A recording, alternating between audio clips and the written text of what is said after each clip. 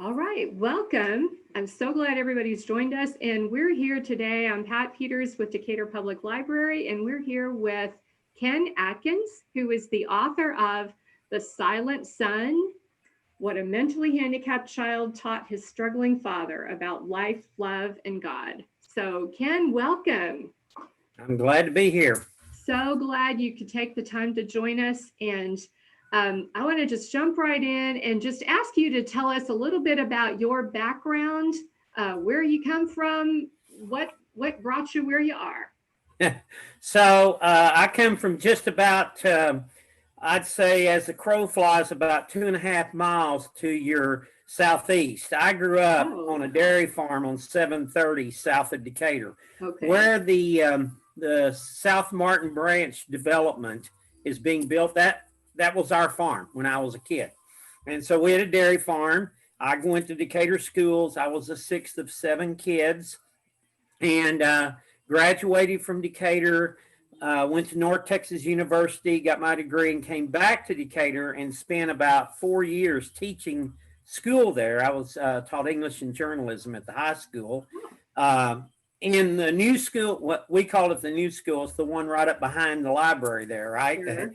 And I went to the old one, the one over by the football field, and then taught in that one. And so, like I say, I taught a number of years there in Decatur. Then I left teaching, left Decatur, lived all over the state, got in the newspaper magazine business, and eventually, um, at the age of 40, I got married and had a son. And at the time, I was living in McKinney, Texas, and I was at that time, or I quit just before I had my son. I'd been for several years the manager, business manager for Neil Sperry's Gardens magazine, Oh, and wow. I helped start that magazine. And so after our son was born, and we found out that we discovered when he was about a year old that he was not developing, and we began to have our suspicions at 6 months, but it was at the 1 year checkup that they said there's something, we need to do some genetic testing. They Hmm. could not figure out. It took over a year of doing genetic testing to figure out what exactly the problem was, and it finally we did get the exact determination when he was 20 months old. We discovered that he had a condition known as Angelman syndrome, which is a deletion in the 15th chromosome on the maternal side. There's no cure for it, and it pretty much manifests. I mean, he is a 20 month old and will always be Hmm. that, right? So it's a developmental delay. Doesn't really have any medical issues with it. It's just developmental delay, severe mental retardation. He can walk with assistance, but he's always been the same. Um, we moved to, at that time I was still living over around McKinney, but we moved to Georgia because we discovered a program up in Philadelphia that worked with parents of brain injured kids. And some of the things we did early on, that we had great success. And we decided we're going to go all in. We're going to move closer to there so we could go back on every 6 months or Hmm. so for more programming. And so we moved to Georgia, and it just not long after we got there, when he was 3, and we had been told to expect this with Angelman. The only physical issue with Angelman is that when they turn 3, they tend to have severe seizure outbreaks, and he did. Hmm. But we were able to control that with the ketogenic diet.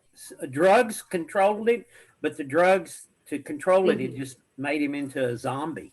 And Sure. so we were very unhappy about that. And in the midst of all that, we were unable to continue with the therapy program that the institutes up in Philadelphia wanted us on. So we Hmm. parted ways with them. It took a couple of years, but we got through using the ketogenic diet. We got through the whole seizure issues. Life sort of returned to a weird normal. And but then in 2001, my wife and I separated, and I had custody of the two kids, and I came back to Decatur because I still had family living in the area, and I had a lot of friends there. So I needed all the help I could get. I always said I was never worried about raising Danny as a single parent because Danny's Danny. I mean, I know he doesn't change. But Chrissy was 7 years old when we came back, and the thought of raising her through her tweens and her teens scared me to death. And so I came back though, and went to work over in Bridgeport. A guy I'd known for a long time owned the lumber yard there, and he gave me a chance in a new industry, and I worked there. Ended up working there for 13 years and I really didn't know anything about the construction business when I went to work for him, but he's a good guy, good family man, and he made it possible for me to raise my kids. And so that's how I came back to Decatur. And it's just, I was very glad. Also was very glad. I wanted my daughter in particular to go through the Decatur school system, because I was so blessed, and to live in that small town. And I mean, Decatur now isn't the Decatur of 1970, right? When I was a senior in high school, but it's still Decatur. It's still, and I still knew a lot of people. And I mean, when I was in school, there wasn't that much you could do to get into trouble anyway. And for those of us who grew up there, you had a whole town of parents watching you. I mean, I couldn't get away with anything without my parents finding out about it, right? And so it's a different environment there. But I was and I know she is too. She's talked a lot about how she was happy to have gone through schools there. So love Decatur, love it. But and so just to kind of complete the circle, so I lived back there until 2019. And in spring of 2019, Danny and I moved out. We're in Newport News, Virginia, where my daughter Chrissy and her husband live.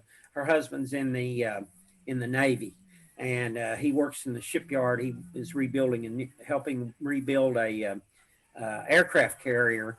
And so they're here, and they were going to buy a house, and they invited Danny and me to move in with them. And so we live in the basement.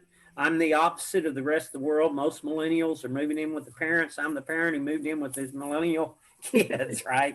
And it's been great. So that's the short Cliff Notes version of my life, right? Okay. So, well, thank you so much for filling us in on that, Ken.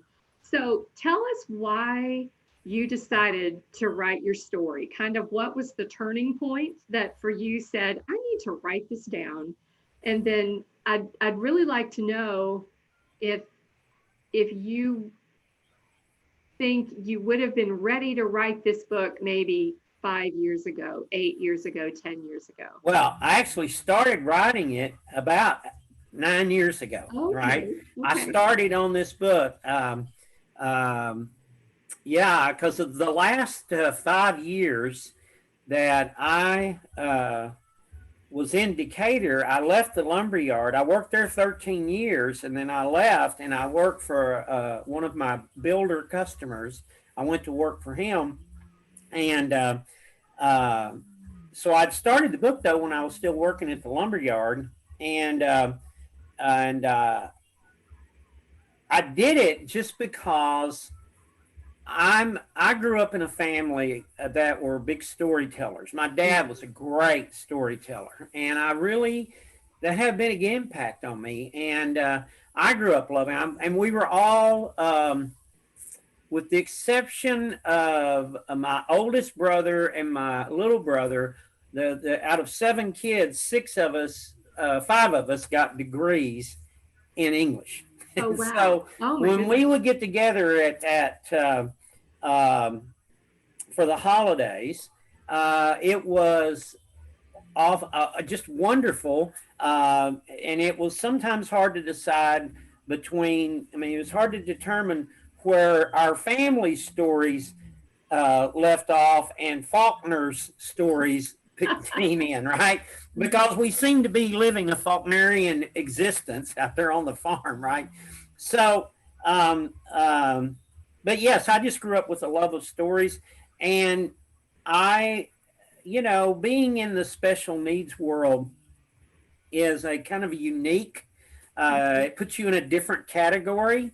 And I had a lot of people who would ask me, and it seemed that my friends who didn't have any, and I didn't have any connection to the special needs world prior to having my handicapped son. So I didn't come into this willingly. It wasn't something I desired. I just got thrown into it. And I really, until I became a single dad, I was just a weekend warrior dad out making a living, and the kid's mom was raising the kids.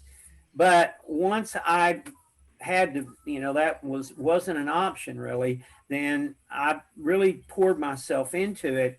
And I guess it's partly because of that uniqueness, because I would go to ARD meetings, or we call them ARD meetings out here in Virginia and Texas. They were IEP meetings, but it's the meetings you have every year at the school with the representative from the special ed department, and then there was an assistant principal that was assigned to us, and we would have to just sit down. Well, I think I was the only dad, certainly the only dad, that came to those ARD meetings alone, right? And so they were not used to dealing, and they would always talk about that. And so I just felt like I had a unique perspective, and people were always asking me about that, about how did this happen? And so, again, I love telling a story, and boy, I know this story. This is the best. I know this story better than any of the others that I've ever told. Now, I've told a lot of stories, and some of them were true, but this is all true, right? And so, and it seems, I'm glad I did.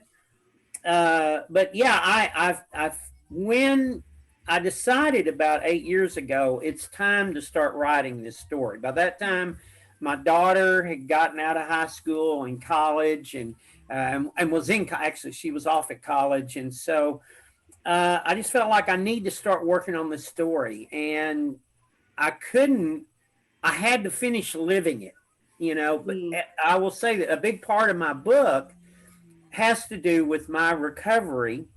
And I guess part of writing the book is cathartic, right? To get my story out. But in the process, my life because of getting into a recovery program, my life took a major change.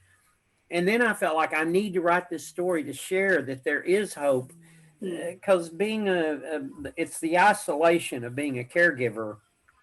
And so I just felt like, once I lived it, and I learned a whole lot. Most of what I've learned through that, came in the last 5-6 years after I got into recovery, and then began to connect the dots. Right, I've been talking to several people here lately about how if you live long enough and you pay close enough attention, you will see these circles in your lives become closed, right? The story I actually thought about the other night when I was downloading an app, and I was watching it go around, the circle as it's downloading. And I was thinking, yeah, that's what God does in our lives. We sit, and if we're patient and we're paying attention, then we'll get to see those circles close. And so now that circle closes. And so now I'm able to do some more circles, right? But there have been things that in that process, in the writing process, that was very therapeutic, because it forced me to go back and look at a lot of things that had happened and realize that so much of the stuff that happened when I was a kid on the farm that I thought would have never be of any use were of great use to me, right? The fact that I grew up on a dairy farm was a huge blessing to me.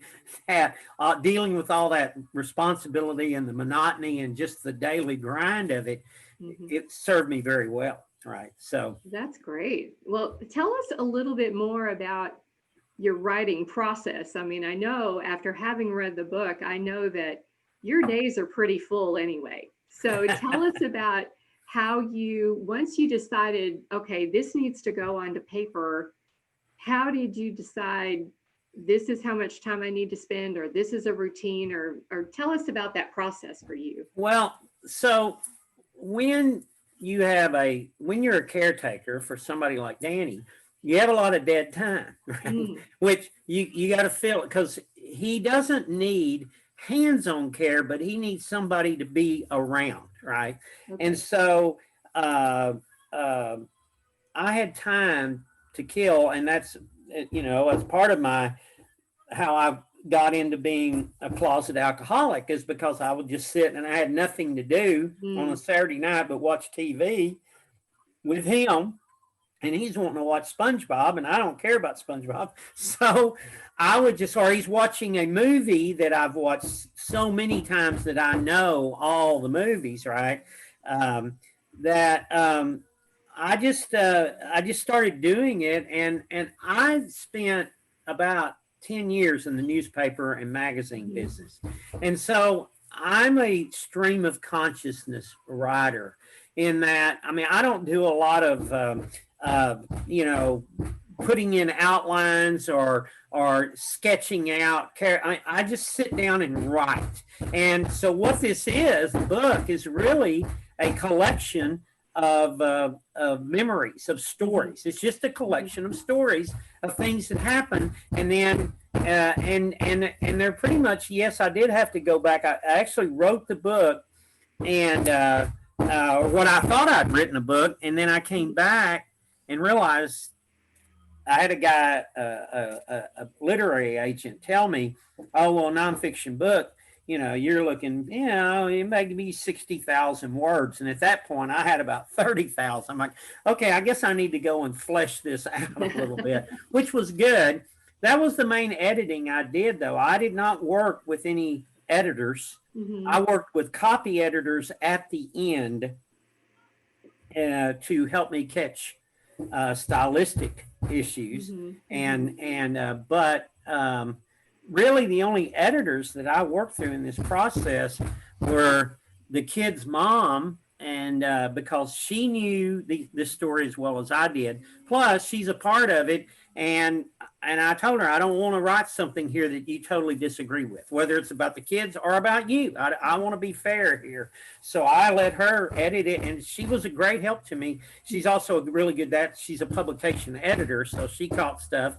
I have, my daughter is a great copy editor, and then I have a brother-in-law who's worked for many, many years for the Dallas Morning News, and I let him copy edit it for me. But as far as putting it together, I mean, that was me, and that's not what they tell you. That's not how they recommend you do it, but that's just me. And I was, again, I'm not somebody who slaves over copy for days and days. I will write stuff and I'll put it away. And with this, but it's one of the reasons why it took me so long to write it too, because I would write it and then I just put it away, and I'd come back in 6 months or longer sometimes, depending on what was going on in my life. So yeah, I had to write around because I was living. And when I worked, particularly when I worked for that builder, I had a really hard, busy job. I was, I made or received 70, 80 phone calls every day.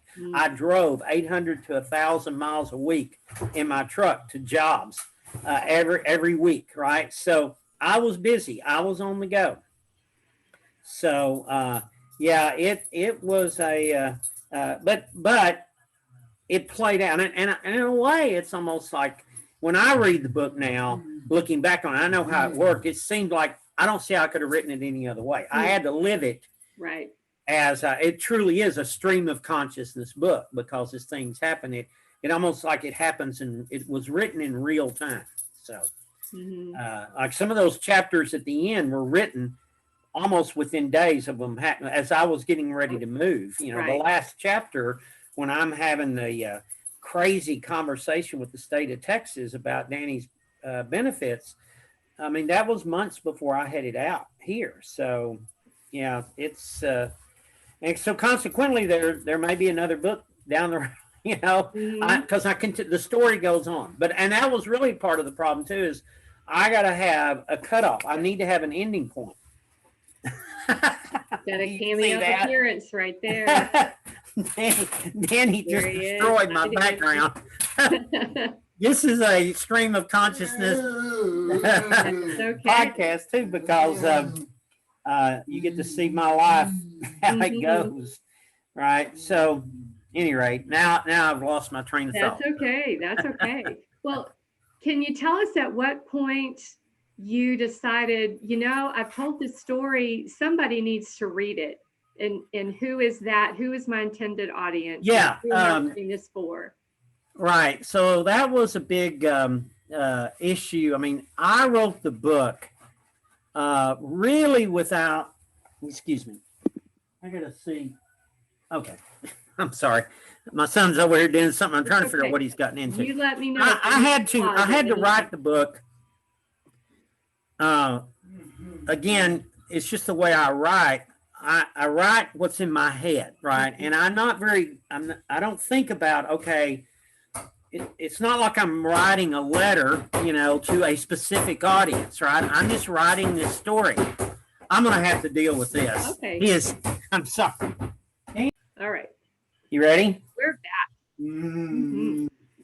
Okay. So anyway, yeah, I have to, I really wasn't thinking that much about who my audience was until I got it done. Mm-hmm. And then I began to send it out to different people. Like I said, I sent it to the kid's mom. I sent it to people that I knew, who knew me, who knew the story, right?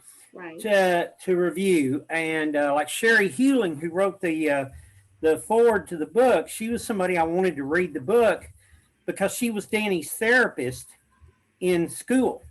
The interesting part of that was Sherry was also one of my students when I taught school in Decatur. Oh my goodness. So I'd known Sherry forever. And I was so happy when I came back to Decatur and found that she was the therapist for the special needs. And it's like, oh, this is great. I have somebody here that I can talk to. Well, so yeah, I just sent it out to different people.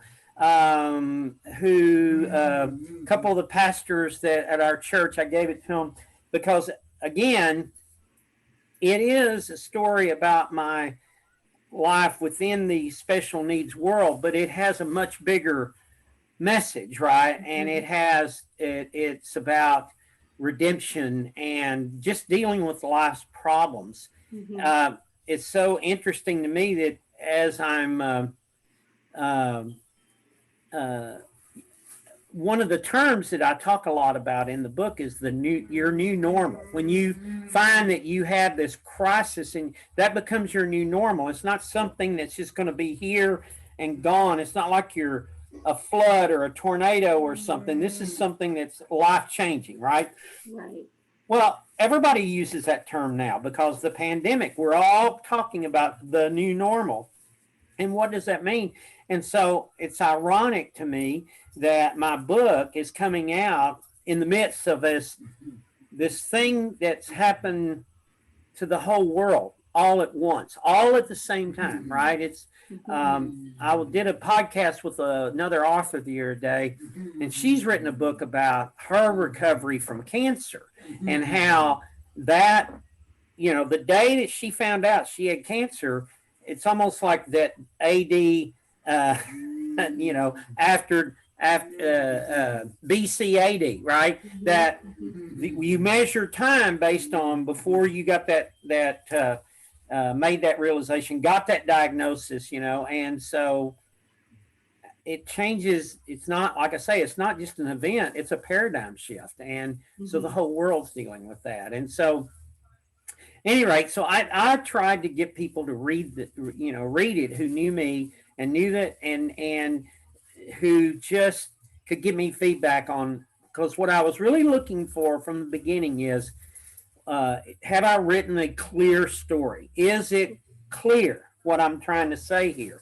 And then, and it was really when I started talking to the publisher that the question came up, okay, who's your audience? Who's going to read this book? And I went through a big several months while the book was in production. I'm sitting at home racking my brain going, okay, who is my audience? Is anybody going to care? Does anybody is it just a one man story, but I've been blessed since the book, and it hasn't officially come out, but I have copies of the book I've been selling since June.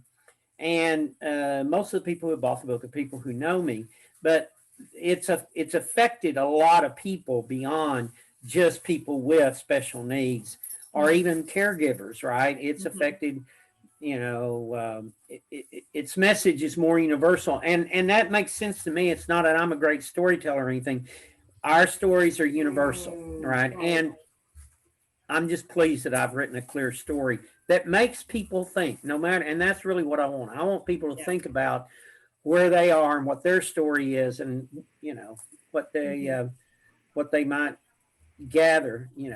I mean, and that's a tradition. Stories. I mean, that goes all the way back to the Bible, right? All the Bible is a collection of stories, right? And so, and I think you've done a great job of also giving those of us who don't have any experience in the world of handicapped children or working with handicapped people, it gives us a really good window into that whole new perspective on that.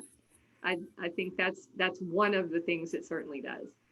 Yeah, and that was part of my goal too, because I've had a lot of friends, and I see this, right, that I think I talk about that most people, when you have special needs child, they kind of pull back, and it's not that they've stopped loving you. They just don't know what to say to you. They don't know how to act, and they don't know how to act around your kid, and they don't know how to, and they don't want to be insensitive. So best just step back. Well, that's where part of the loneliness and the isolation comes. You stop getting invitations, and then you do go to maybe you go to a party or a family function, and your child acts out, starts getting loud during the meal, and you find yourself sitting out on the porch while everybody else is in the house because are your kids being disruptive, or you go in the house that's got lots of beautiful things, and you can't relax, right? Because you're so worried that your kid's going to destroy something of value. I have a good friend that we stay with when we come to Texas, and whenever I will have Danny with me, I would put him in, we'd all be sitting at the dining table, but I'd put him in the next room, and I would kind of get a chair on the end so I could wander back and forth. She's like, I'll just put him up here at the table with the rest of us. I'm like, no, we're good. But finally, I'm like, okay, I relented, put him at the table, and I spent the whole meal grabbing, trying to keep him from getting stuff. And so now she sees, right, that it's, it's, you have to, and that's part of my life. A big part of my life is anticipating landmines, and whether I'm going to a new doctor's office or to a church or to wherever I go, I got to go in and scope it out. I took him to the beach this summer, and the truth is, I love being at the beach. He loves being at the beach, but it is such a beatdown getting him off the beach. Oh, no. Because he won't walk in the sand, because, I mean, even with assistance, he wants to sit down and play in the sand. I put him in a chair, and it's hard to drag a wheelchair through 4 or 5 inch deep sand. And so you just have to be, it's just reality. And that's what I want people to see, is that, hey, it's not there's no magic here, and it's not good, bad. It's just what it is. It is what it is. But don't be offended if I don't come to your party, right? Or if I come to your party and I sit outside. Right? So, well, one of the messages that I so appreciated from your book was your being adamant that as a parent of a child, you as the parent know that child best. Yeah. So yes, listen to good advice. Yes, listen to your medical professionals, but also listen to your instincts and listen to what you know is the truth about your child. So I really appreciated hearing that message. And I think that's that's again, I don't think we're any that different. Our lives are that different from the normal parent's life, but it's like maybe we're on it on steroids, right? We have a higher level. Well, and also, and again, most doctors, good doctors, will admit, I don't know what's up with your kid, right? I don't. And all I'm looking for, I prefer a doctor that is honest, that I've never treated. Tell me, I've never treated a kid like yours before, right? But they will listen to you, and that's one of the, I was very fortunate in Decatur to have doctors who would listen to what I would say to them, and who would value what I had to say, that I wasn't just a meddlesome know-it-all parent, right? But that I had, if not answers, I had insights, right? And I think educators and doctors would do well to listen to the parents of their children, because I had the same problem with my daughter at a point in her life when they were trying to put her on a serious medication regimen, and I wouldn't do it. I actually fought them. I'm like, no, I'm not going to put my daughter on that medication. And I changed doctors. He's like, well, if I'm going to treat her, I'm like, okay, that's fine. We will agree to disagree. Goodbye. I'll get another doctor. But but I also think, on the other hand, having been a professional educator, I think that parents have to be open to listening to what the professionals are saying, and it's up to the parent to take the lead there, in my opinion. Whether it's with the doctor, you can't be intimidated by the doctor, but you can be the intimidator, right? You're a team member. You're a team member, and that's what a book I read said, that about having being a caregiver, is that you have to have your team around you, and she actually laid out, here are the members of the team that you need. You need the professional, you need the cheerleader, you need the counselor, right? You need the back in the old days, you would have professional mourners, right? You need somebody who will come and cry with you, right? And because there's sometimes when there's nothing to be done but cry and just get it out of your system and then move on, right? So, and I've been blessed to have those people in my life. And it's been just a revolving door of people, but it's and that's been part of one of the most interesting part of this journey, and why I wanted to write the book was to honor those people too, because there's a lot of people out there. I didn't get into this world by choice, but there are people out there who choose to get into this world. And like the people who started Sunflower Camp, Andrea Dewey and her original gang, right? They have such a big heart. And Decatur is filled with those people. They have more. I live in a town much larger than Decatur now. We don't have near the events and the opportunities for the special needs community that we had in Decatur. Besides Sunflower Camp, we had special needs baseball. We had Heart of the Champion, where the kids get the special needs kids at the youth fair every year. They get to show an animal, right? And then so there's just always some. There's a group called Made to Thrive, I believe it's what's called, and it was originally the special needs baseball, but now they have concerts and dances and parties for the special needs kids 15 and older every month, to give them an opportunity to have a social life, but also to give the caregivers a break, right? They can come and drop them off. And I'm really happy that while I'm in Texas, I'm going to get to go to, they're doing a concert at Community Church one night while I'm out there. I'm going to get to go and see all my old baseball players. I love special needs baseball that when I coached in that for 5 years. So. All right. Well, you are clearly a person of strong Christian faith, telling a story of faith. So a question I have is, what could a non-believer gain from reading your book? Okay. Well, so I just want to make it clear that, I heard a pastor say this years ago, and I'm a firm believer in that I am not a great believer in God. I'm a believer in a great God, right? And I had somebody on Facebook the other night say, that they admired my, that what a strong, but this is a person that's known me since high school. And she said, I never imagined that you would grow up to become such a strong man of God. And she said, you're just awesome. I'm like, no, what I am, what you're seeing is somebody with 60 years of bad, selfish decisions overlaid by a merciful God. Right? So, but for the non-believer, again, I can't tell my story without that. But I'm assuming non-believers, they get their hope from somewhere, right?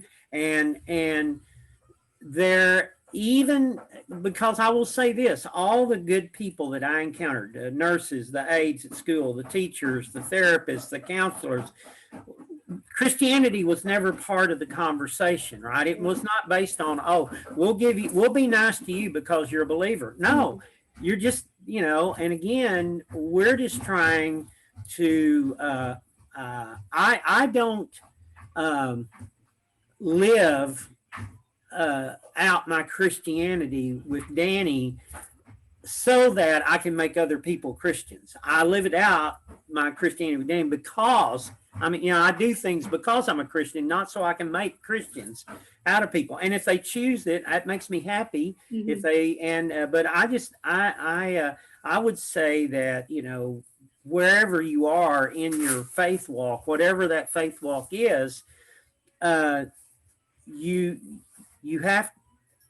need to know that you are never alone, right? And that I believe there's a God behind it all, but God is using people to advance and do his work. And there are a lot of really good people, and I have no idea for most of them where they are in their Christian walk. Right.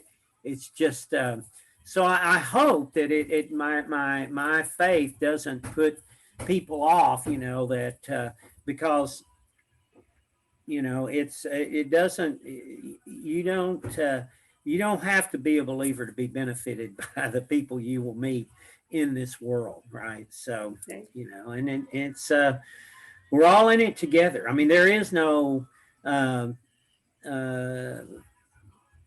will say this, that when you look at what's going on in the country, this handicap community is incredibly egalitarian, right? Handicap is like handicaps are like the pandemic. It cares not what your social status is, or what your color is, or where you came from, or who your parents are, or how much money you have, or and there is an amazing blessing and dignity that and I will say this about Christian. I have heard some high functioning special needs kids who are able to speak and have understand concept of Christianity, and they have faith, right? And they share their faith story, but there is joy, and there is life, and there is hope in just the smiles that I see on all these kids, including Danny's, that he touches people from all walks of life, and he is non-judgmental, right? And that's the other thing that I think the special needs community teaches us, is that we are who we are, right? And there's dignity in whoever we are. And some would say these are lesser thans. Well, I've learned more from this lesser than and a lot of more thans out there. So, gotcha. Well, tell us. You mentioned early on that you and Danny have just moved to Virginia, so about a year ago, a little over a year ago. So, is there anything you'd like to tell us? I know that a lot of those who are listening may not have read the book yet, but is there anything you'd like to put in as an afterword, or finish the story, or add to the story after your move and as you've gotten settled there in your new community? Well, I do believe that I moved here for family, right? My daughter, and I moved here. The reason I am of an age where, the reality is I'm not going to be able to take care of Danny forever, right? There is an expiration date on my caring for him. And I never wanted, one of my goals was to never put my daughter in a position where she had to put her life on hold to care for her brother. Now, I told her, I said, at some point, you'll be responsible for him legally, but I don't want you ever feeling like you will have to be the care provider. Well, so as I got older, and I had several friends who became very, went through a series of illnesses, lost a couple dear friends to cancer, and I was in a very high stress job, and I began to worry about my own health, and I'm thinking, what would happen? What I don't want my daughter is getting a call saying, you have to take care of your dad and Danny, right? Because he's had a stroke and he can't do it anymore. So, you know, I wanted to get back into, you know, I wanted to spend some time close to them to kind of, and they had taken care of Danny after they got married. They moved off for about a year, and then they came back, and for a year, they were Danny's caretakers while I worked. Well, so they knew. I mean, Chrissy and her husband loved Danny very much, and they, like I say, they invited me into their home, and so, but what I would say is that when I left Texas, I left Decatur, and I think I got to about Rome before the fear set in of what am I doing, right? Because when you're in the handicap world, I mean, when you have somebody to care for, it's all about, and we saw this like in the movie Rain Man, where it's all about structure. He has to have that structure, and Danny's not that bad, but he does require, I require structure, right? So that I can run my life. I need to know who the caretakers, and if this caretaker falls out on me, who's my backup, and who's this doctor, and how's this work? Well, so when I was driving away from that, I'm like, you know, I've spent, this was in 2019. I came back to Texas in 2001. So I'd spent 18 years building this life piece by piece, right? And I'm just walking away, and I'm going to start all over. And so I would say, be thankful for what you have, particularly in Decatur. I mean, like I say, they don't have, in Virginia, there's been some really good things about being in Virginia. Their services for special needs, the way their state handles Medicare, Medicaid versus the way Texas does is much better for me, at least. In some programs, it's exact reverse. But one of the things that you learn the hard way in the special needs world is as long as your kids are in public school, they get all those benefits. I mean, and they get to stay in the public school system till they're 22. And there's all these things that they can do at the school. I mean, first of all, they got someplace to go every day, right? So, and they're entertained, and they're cared for, and they get therapy. But once they turn 22, there's very little. There's nothing, right? There's some indicator. There's one program, but it's only like half a day, 3 days a week, and there's a long waiting list for it. Well, out here, again, when you age out of school, there's even less to do out here, right? Unless you want to put them into, there is a fairly large residential center, but I don't want Danny being, I want him to be in my household. And so again, those of you in the Decatur and Wise County, you're surrounded by an amazing group of caring people who open their hearts and their checkbooks for your kids. And I say kids, your kid. I knew one of my baseball players when I coached in Decatur, he was in his 60s. Oh, wow. And he was being cared for by his mother. Right? But yes, I mean, now I have met some wonderful people here, but because there aren't as many programs here, and and I think we all appreciate this more now after COVID. I mean, they weren't able to do baseball. We weren't able to do, I was going to bring Danny back to sunflower camp this year.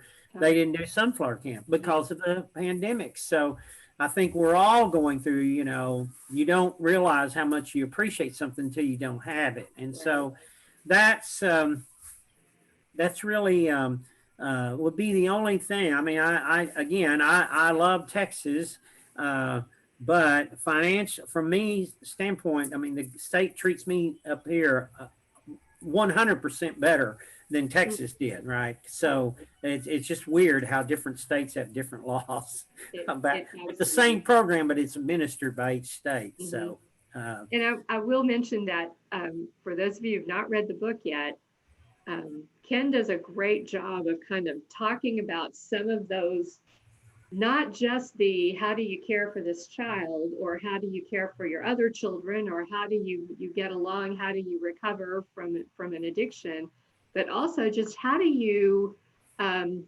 navigate kind of the system. How do you navigate the childcare system, the social security system? You talk a lot about just those other things that sort of you may not necessarily think about, that these are such critical parts of being a parent to a handicapped child. Yeah, I remember one Sunday at church, I was standing in the lobby when I was going to Crossroads, and I was standing out in the lobby, and one of our pastors brought a lady up to me and said, "Hey, they've just found out that their child is handicapped, and she's got some questions that maybe you could help her with. I'm not sure. If I can, I will." And her question was, "Well, we're just curious, we've been talking to different people, and we just need to know who to call to get started. Is it the school? Is it MHMR? Is it the doctor? Is it this?" I said, "Yes, call them all, right? Because you can't have too much information." And it's not understanding special needs laws and programs I put it on the same level as understanding the tax code, right? Because it's a very complicated and moving target, and you will talk to people with the state and they will say X is true, and then you'll talk to somebody else and you'll say, "Well, I understand this," and they'll go, "No, that's not true at all." So you go back to them, you have to go back. And that's the other thing I always tell people, whoever you talk to, get their name, because you may have to go back to them and say, "Okay, you told me this. Now I need you to prove it," right? And that, like I say, toward the end of the book, I've got a couple of chapters where you deal with that. And it's just maddening because, again, you're dealing with these issues in the midst of having to change diapers, having to deal with messes that your kids are making, having to deal with your other kids' problems, having to deal with your pets, right? Having to pay bills, and underneath all that, what tends to get pushed aside and you don't think about until late at night when you're sitting down with a cold beer or a hot tea, and you're sitting there thinking the weight of the world is on your shoulders. And it's only at the end of the day you sit down and realize just how brokenhearted you are and how broken-spirited you are and how you just don't know. In fact, you couldn't make it through another day, except you have no choice because you have kids to get to school. And that is, again, that's one of the reasons I wanted to write the book, to stress how important it is. You have to approach this holistically, right? I figured out after many years that the biggest threat, Danny never changes, right? The biggest threat to him is things that happen to me, because he's dependent totally on me for his care.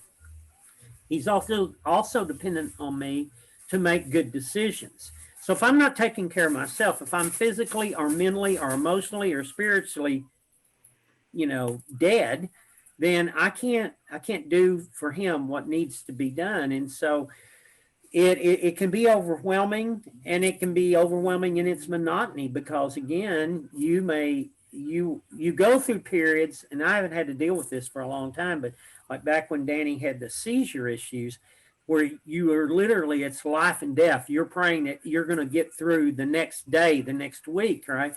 But those things tend to just kind of, even out. You get past those, and then it's just the same old, same old, same old, right? Same school. And then it becomes just minor irritations of dealing with, the system. And so in the meantime, though, you're still dying. Everything may be looking great on the outside, but on the inside, you've got everything calmed down. And now you've got time to sit back. And I can remember I was at one point in my life where my theme song was Fontaine singing I Dreamed a Dream, right? And La Miserable, and where she says, I thought that life was going to be much different from this hell I'm living, right? And that was me, right? I never wanted this life, but it is my life. And so you either can resent it or you can embrace it. And by embracing it, I found a whole new life, right? And I didn't get there overnight, though. I didn't get there overnight. Well, thank you so much. I want to close with asking you to let our audience know how they can get a copy of your book. And also, you're going to be in Decatur. Yes. So tell us about where folks can see you. Okay, well, first of all, I found out yesterday from my publisher that the book is going to be available as an ebook next week. Oh, wow. I thought it was later in the month, but it's October 6th. It will be available on Barnes & Noble's, Apple iBooks, Google Play, Kobo, and all those usual suspect places for getting ebooks. I'm going to be coming to Decatur for a little over a week to launch this on let's see, October the 11th, which is a Sunday. I'm speaking at Crossroads Church over by Rand Elementary, 2 services. And then on Monday evening, I think it's 6, Pastor Darren Embry has invited me to do a Facebook Live session with him on Crossroads Facebook page. On Wednesday, I'm going to be doing a book signing at Trinity Street Coffee Bar from 7 to 9. Okay. And then on Sunday, the 18th, I'm going to be speaking at 2 services at Community Church out on 380 there. And then also, for those who are interested in the whole recovery side, I'm actually speaking. My recovery program that changed my life, and I was honored to lead it for several years, and now I lead it out here in Virginia. It's called Celebrate Recovery, and it meets at 7 o'clock on Tuesday evenings at Crossroads Church in Decatur. I'm going to do that on I guess that'd be the 13th, Tuesday the 13th. And then I'm doing one, there's a Celebrate Recovery that meets at the Rock Church over in Bridgeport on Mondays. I think it meets at 7. You can check with them or online. I think it's at 7 o'clock. But anyway, I'm speaking there on the 9th. I mean, the 19th, right? So, yeah, I'm really excited to come back to Decatur, the scene of the crime, and do the. And then if people want the book so they can buy books, I'll have books for sale at everywhere I go. I'll have books, and or you can go online. I mean, you can order the ebook if you want a book, and you don't have a real copy of the book, and you don't have the opportunity to come see me. Well, I have books for sale on my website, which is real simple. It's thesilensun.com, or you can go on Facebook and look up The Silent Sun, and I have my own Facebook page, and it'll link you to the website, and you can buy the books. So the book itself will be released in late January 2021. So, but the ebooks come out beforehand. So, all right. Well, thank you so much, Ken, for taking the time to be with us today. The Silent Sun is available beginning October 6th as an ebook. And Ken will be in Decatur, as he said, from October 11th through the 19th at various places and various times. So you can check those websites. And Ken, I want to just say again, thank you so much for taking the time to talk with us today. And best of luck on Thank your you. trip to Decatur, on all of your appearances, and just in life. And it was so good to get our cameo from Danny earlier too. Yeah, that's right. You get to see. Yeah, I'm dreading this ending, and I'm gonna have to turn around and deal with whatever he is. Him and the dog have been over here doing something, and I'm not sure I even want to see it. Right, but at it, it is what it is, right? So, All right. but Well, thanks a so lot much, for having me. All right. Bye-bye. Bye.